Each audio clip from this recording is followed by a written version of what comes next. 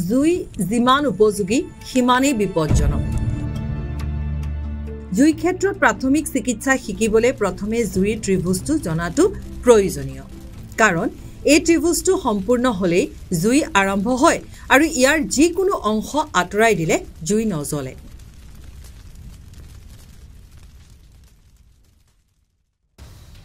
জুই ত্ৰিভুজৰ তিনিটা অংশ প্ৰথম ইন্ধন বা যিকোনো বস্তু য'ত জুই লাগিব পাৰে দ্বিতীয় অক্সিজেন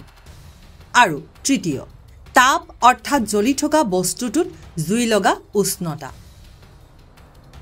এই তিনিটাৰ ভিতৰত এটাও আঁতৰাই দিলে জুই নিৰ্বাপিত হয়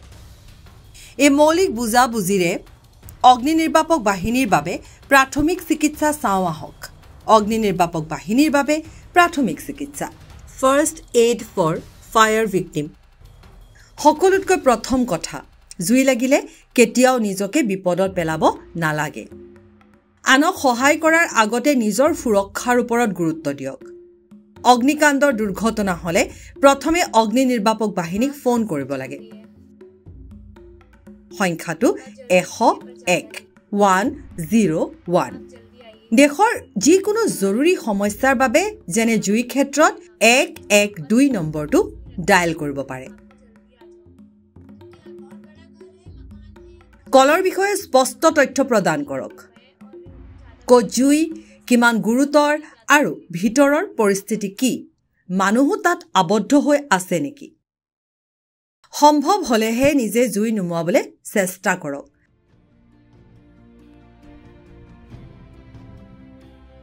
প্ৰথমতে জুইৰ পৰা আঁতৰাই নিব লাগে বা খালী কৰিব লাগে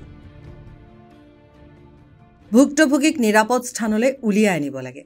আৰু প্ৰাথমিক চিকিৎসাৰ নিয়ম অনুসৰি ভুক্তভোগীৰ অৱস্থাৰ মূল্যায়ন কৰা ভুক্তভোগীক আশ্বাস দিয়ক জুয়ে পুৰা ব্যক্তিজনৰ ক'ত কিমান পুৰিছে পৰীক্ষা কৰক যদি কৰবাত জ্বলি গৈছে তেন্তে টেপৰ পানীৰে ঠাণ্ডা কৰিব লাগে বৰফ বা ঠাণ্ডা পানী একেবাৰে ব্যৱহাৰ নকৰিব ঠাণ্ডা দিয়াৰ পিছত জ্বলা ঠাইখিনি পৰিষ্কাৰ কপাহী কাপোৰেৰে ঢাকি ভুক্তভোগীক অতি সোনকালে চিকিৎসালয়লৈ লৈ যাব লাগে অগ্নিকাণ্ডৰ ক্ষেত্ৰত বহু সময়ত ধোঁৱাৰ বাবে ভুক্তভোগীৰ উশাহ নিশাহত অসুবিধা হ'ব পাৰে ইয়াৰ লক্ষণসমূহ জানি লওক ধাৰাবাহিক কাহ উশাহ লোৱাত কষ্ট পোৱা মাতৰ পৰিৱৰ্তন মুখ বা নাকৰ ওচৰত জ্বলা-পোৰা বমি বা বমি হোৱা যদি ভুক্তভোগীৰ নাড়ীৰ স্পন্দন নাই বা উশাহ নিশাহ লৈছে তেন্তে এম্বুলেন্সৰ বাবে অপেক্ষা কৰাৰ সময়ত চিপিআৰ দিব লাগে চিপিআৰ হৈছে জীৱন ৰক্ষাকাৰী পদ্ধতি কঁকালটো পোন কৰি ৰাখি বুকুখন তললৈ ঠেলি দিব লাগে চিপিআৰ শিকিবলৈ এই ভিডিঅ'টো চাব পাৰে জুইত আবদ্ধ হৈ পৰাটো এটা গুৰুতৰ দুৰ্ঘটনা ভুক্তভোগীজন হয়তো স্তম্ভিত হৈ পৰিছে ইয়াৰ লক্ষণ অস্থিৰতা বিভ্ৰান্তি অনুভৱ কৰা যেনে ব্যক্তিজন ক'ত আছে বা কি হৈছে বুজি নোপোৱা উশাহ লোৱাত কষ্ট পোৱা দুৰ্বল নাড়ী ৰং সলনি হোৱা যদি এইবোৰৰ কোনো এটা লক্ষণ দেখা যায় তেন্তে ভুক্তভোগীক মুকলি বতাহলৈ লৈ যাব লাগে তেওঁ খুৱাই দিয়া ভৰি দুখন অলপ ওপৰলৈ তুলি লওক ভুক্তভোগীক কম্বলেৰে ঢাকি দিব যাতে তেওঁ ঠাণ্ডা অনুভৱ নকৰে অতি সোনকালে চিকিৎসকৰ পৰামৰ্শ লওক অগ্নিকাণ্ডৰ দুৰ্ঘটনা সম্পৰ্কে আৰু কিছু গুৰুত্বপূৰ্ণ তথ্য ভুক্তভোগী সম্পূৰ্ণ সচেতন হ'লেহে খোৱা পানী দিব কাৰোবাৰ কাপোৰত যদি জুই লাগে মনত ৰাখিব ষ্টপ ড্ৰপ এণ্ড ৰোল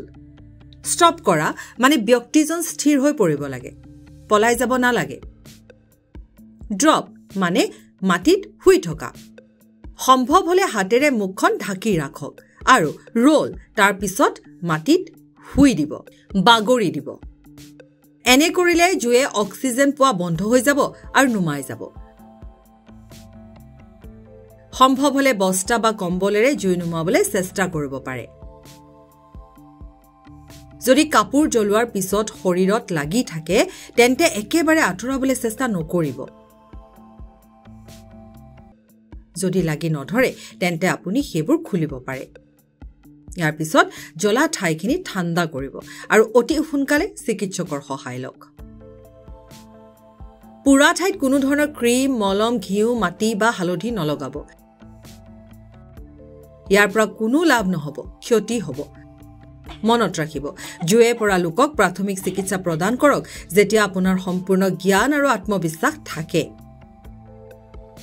সুৰক্ষিত হৈ থাকক জুইৰ লগত খেলা বা ইয়াৰ প্ৰতি অসাৱধানতা বিপদজনক হ'ব পাৰে প্ৰাথমিক চিকিৎসা শিকক সজাগ হওক